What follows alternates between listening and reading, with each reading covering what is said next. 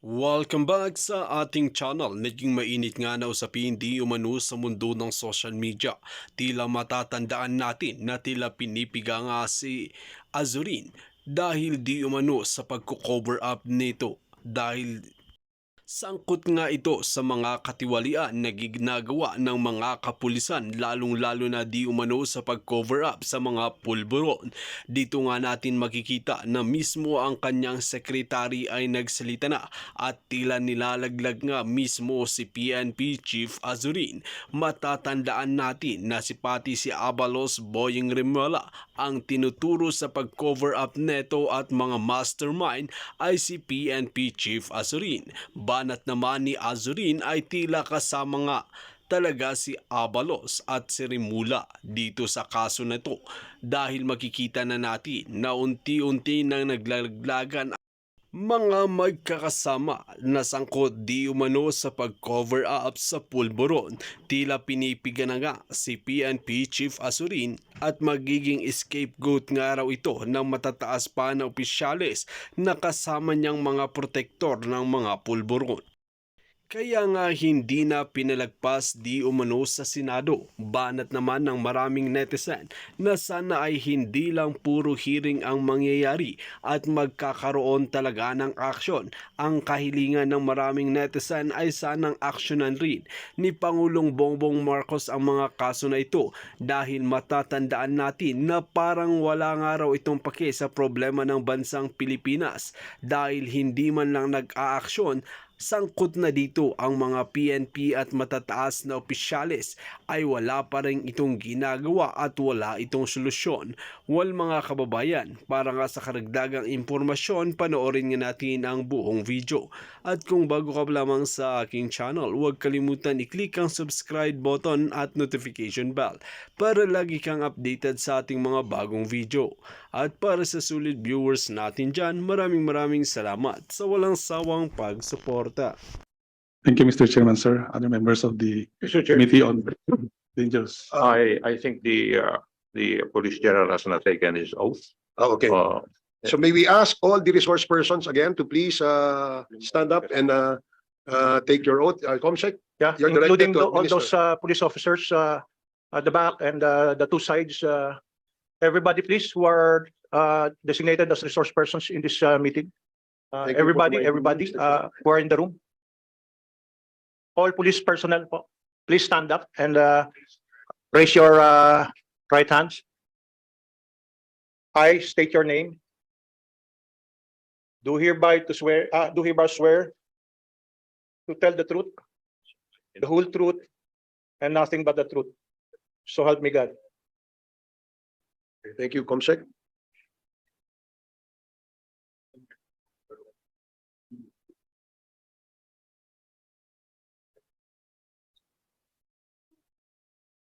Okay.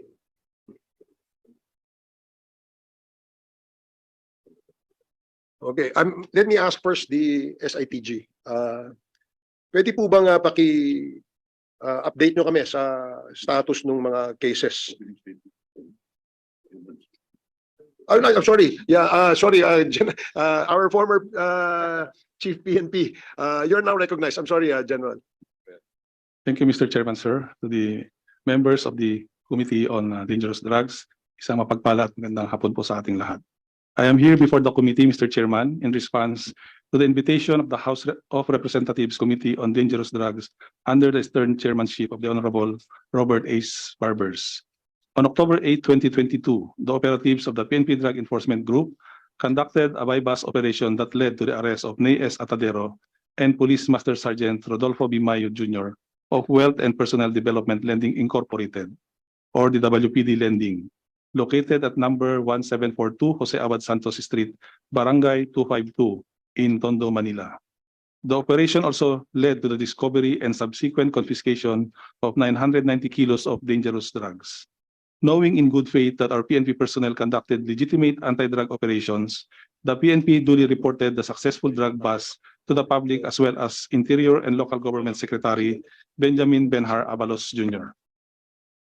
If I may refresh the minds of this august body, The PNP then, under my leadership, along with Secretary Abalos, PDEG Chief General Narciso Domingo, and top officials, presented this accomplishment to the media on October 9, a Sunday afternoon.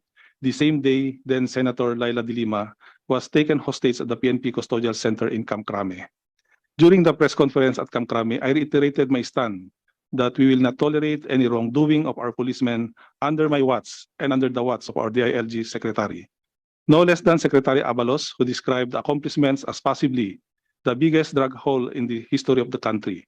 Unfortunately, the PNP's morale was dampened after there were reports of irregularities in the conduct of police operations and the investigation by PNP Drug Enforcement Group.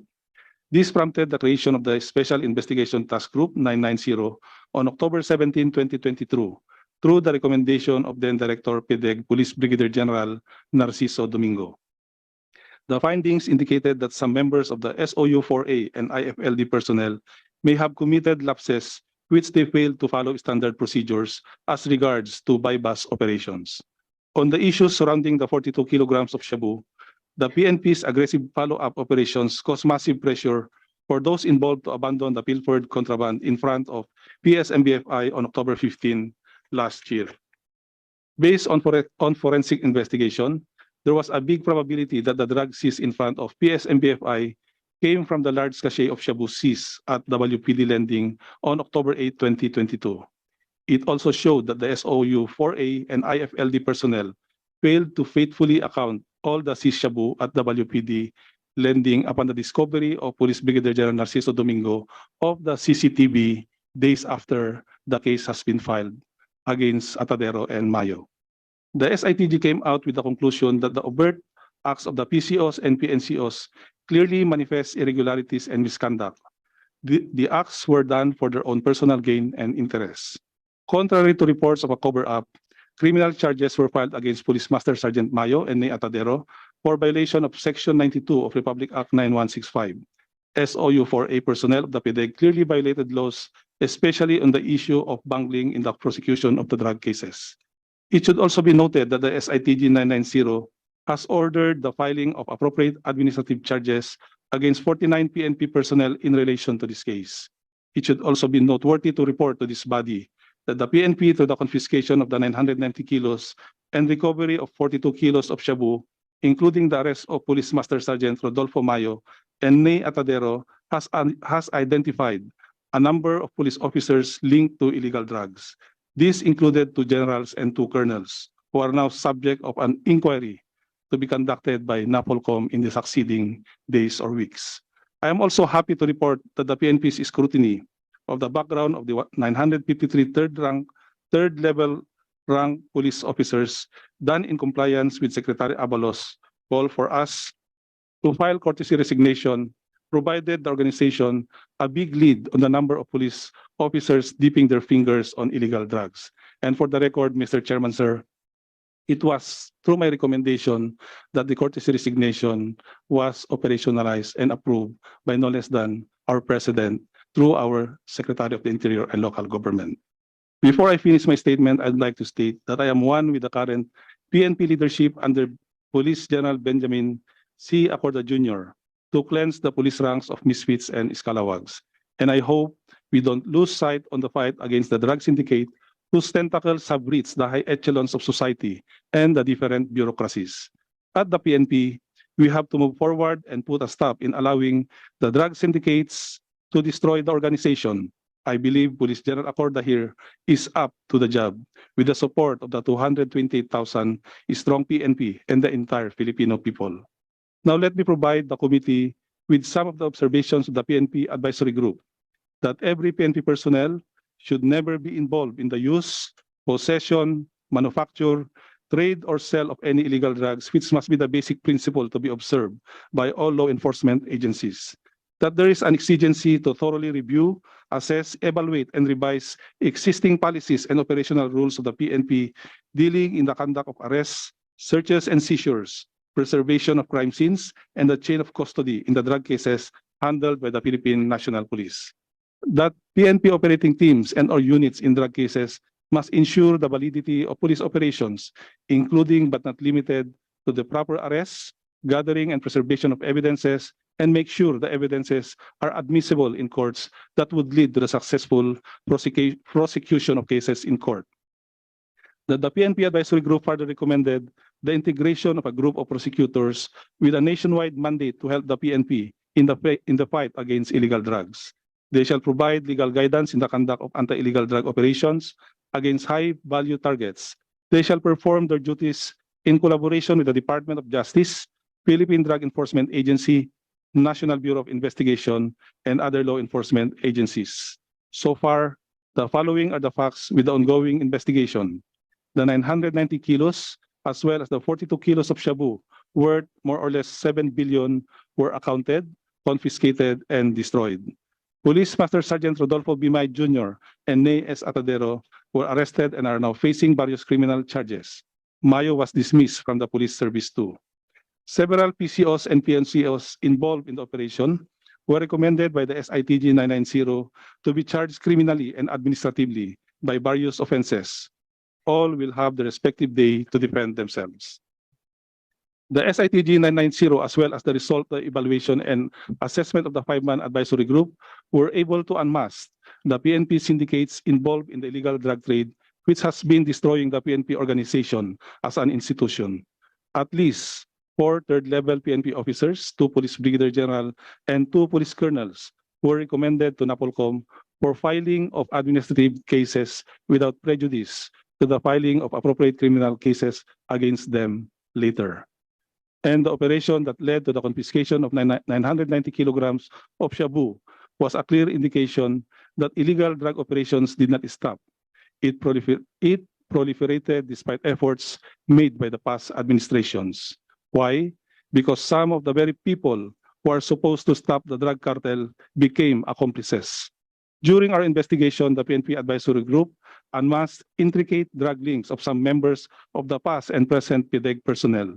And Your Honors, I believe this is just the tip of the iceberg.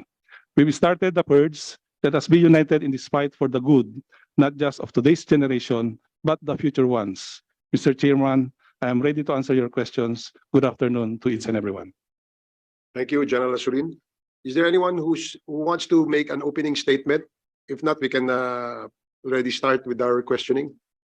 Since no one has indicated their interest, for the members who want to propound questions to our resource persons, please signify your intention to the COMSEC so that we will have an orderly questioning in the committee hearing. So, kanina ho, natanong ko si SITG head. Can you briefly tell us, ano na ho yung findings ng SITG? Before I will proceed with the update of the SITG, Your Honor, please allow me to greet the honorable members of this committee on dangerous drugs, especially its chairperson, Representative Robert H.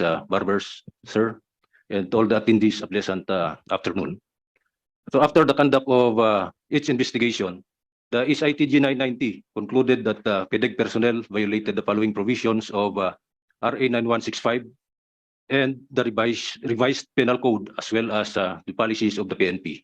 For criminal cases, sections 21 and 27 of RA 9165 were violated by 48 PDEG personnel. Section 92 of RA 9165 was violated by 18 PDEG personnel. Article 183 of the revised penal code or perjury was violated by Mr. 6 Chair. PDEG personnel. Mr. Chair, Yeah, Congressman Ako. may I request the SITG representative to state the crime committed? If it's Article 123, what is that crime? For the information of everybody.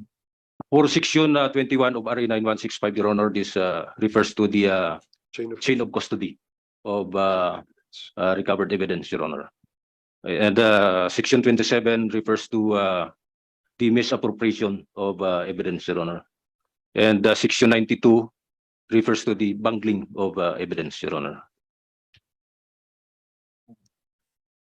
For administrative cases, misfeasance under NAPOLCOM Memorandum Circular number 2016, the 002 was violated by 49 PDEG personnel. Grave misconduct for violation of Article 183 of the revised penal code and sections 21 and 27 of RA 9165 were committed by 49 PDEG personnel.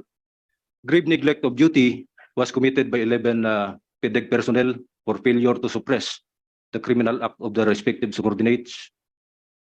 Grave dishonesty for concealment of truth was committed by 45 PDEG personnel. Incompetence to perform duties of a police officer was committed by 4 PDEG personnel. Conduct unbecoming of a police officer was committed by 43 PDEG personnel.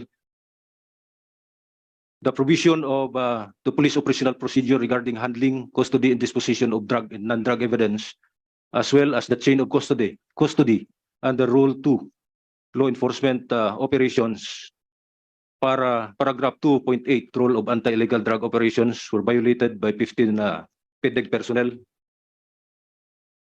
Pursuant to the CPNP approved recommendations by the SITG, directives were issued to IGEAS for the filing of administrative cases and the acting director CIDG for the filing of criminal cases, who are both members of the SITG, Your Honor. On the updates of the criminal cases against PDEG personnel that will be filed by CIDG, NAPOLCOM Vice Chairman Alberto Bernardo informed during the congressional hearing of the Committee on Dangerous Drugs that the NAPOLCOM is conducting its own investigation. Thus, Police Colonel Tomas M. Valmonte, the Chief Legal Division of CIDG, coordinated with the NAPOLCOM and came up with the disposition to have a consolidated effort in the case build-up preparation and filing of appropriate complaint. During the follow-up meeting with Vice Chairman Alberto Bernardo, he said that the PNP should also file obstruction of justice, falsification of public documents, and violation of Sections 3 of RA number 3019 against involved PDEG personnel. And criminal complaint has been prepared for filing by the CIDG in coordination with the NAPOLCOM.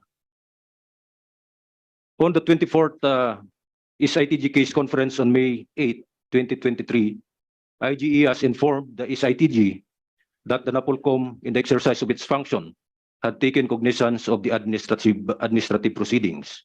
Thus, IGE has forwarded the records of the case to the NAPOLCOM. On other development, a memorandum was also sent to Acting Director PDEG for the recall of service firearms of involved PDEG personnel. On April 15, 2023, a memorandum compliance was submitted by Acting Director PDEG for the recall of the service firearms of 34 PDEG personnel. 9 former PDEG personnel returned their firearms to PHAW, or the Police Holding and Accounting Unit, Personnel Holding and Accounting Unit of DPRM, while 5 former PDEG personnel returned their firearms to Headquarters Support Service. On April 28, 2023, a gag order was issued to the PNP through PDEG by Judge Grace P. Chavez T. of Branch 177, RTC Manila, which restricts all the council's litigants, witnesses, and other parties involved from publicly discussing the merits and divulging the development of the cases to the media during the pendency of the cases against Police Master Sergeant Rodolfo Bimayo Jr. and Ney Atadero. So the following recommendations were submitted by the SITG and duly approved by the CPNP. The filing of criminal and administrative cases against the involved 49 PDEG personnel. The CIDG should continue the conduct of case build-up to further strengthen the criminal cases that will be filed. CIDG and IG to exert all effort to locate the other dangerous drugs taken away by SOU 4A and IFLD personnel from WPD lending establishment. Immediate relief of other PDEG personnel involved to administrative units to perform purely administrative functions like sentinel and honor guard duties. All PDEG personnel to undergo squad weekly interactive meeting or SWIM, a moral recovery program of the Philippine National Police. And those in the drugs watch list should only be assigned in units or offices performing administrative functions not related to campaign against illegal drugs. Limit the assignment of personnel of PDEG to maximum of 3 years after basic training. The IG and IMEG should strengthen the conduct of vetting process of personnel who will be assigned to PIDEG. Conduct of financial investigation and lifestyle check on PIDEG personnel every 6 months. I beg to join as witness during inventory of seized dangerous drugs and other evidence during every PIDEG operation. PIDEG should strictly implement, observe the role on body-worn camera, and IG to validate accomplishments of PIDEG immediately after every operation. Conduct of retraining of PIDEG frontline personnel in the conduct of crime scene investigation with emphasis on Section 21 RA 9165, and reorganize the PNP Drug Enforcement Group based on the peculiarities of anti-illegal drug operations, including but not limited to the conduct of investigation, operation, post-operation, and the filing of cases. That would be all, Your Honor, sir. Thank you, General. Just a short question dun sa inyong recommendations. Is PNP not recommending, let's say, yung composite team that will operate sa isang anti-illegal drug operations? I mean, halimbawa, pwede bang hindi lang PIDEG? Pagka nag-operate kayo, PIDEG, PIDEA, isama nyo kung sino, NBI, o kung sino yung isa sa composite team. Isn't that possible? Di ba yung posible? It is possible, Your Honor. There are operations that we conducted it jointly, Your Honor. Okay, so kasi in this particular case, dun sa Tondo, sa WPD lending, it was a operation only exclusive by the PIDEG operatives. Diba? And apparently, as you very well know, ang lead agency sa lahat ng anti-illegal drug operations is PIDEA. And sometimes yung coordination, papel lang eh. Well mga kababayan, makikita nga natin kung paano nga ginisiya at nagsalita ang sekretary ni Azürîn at tila linaglag nga ito mismo. Sino pa nga ba ang mas mataas na opisyales na protektor di umano ni Azürîn na dapat malaman at malaglag at maparusahan? Kaya naman hindi maiiwasan ng mga netizen na pagkumpirahin ang pamumuno ni President Rodrigo Duterte at ang pamamalakad ng administrasyon ngayon dahil tila nawawalan na daw ng disiplina ang mga kapulisan. Ang masama pa dito ay parang sinisisi pa nga ni President Bongbong Marcos si President Rodrigo Duterte sa kanyang naging interview na tila malinaw at binatikos ng maraming netizen. Well mga kababayan, kung kayo ang tatanungin ano ang inyong mga opinion, just comment below sa ating comment section at ating pag-uusapan.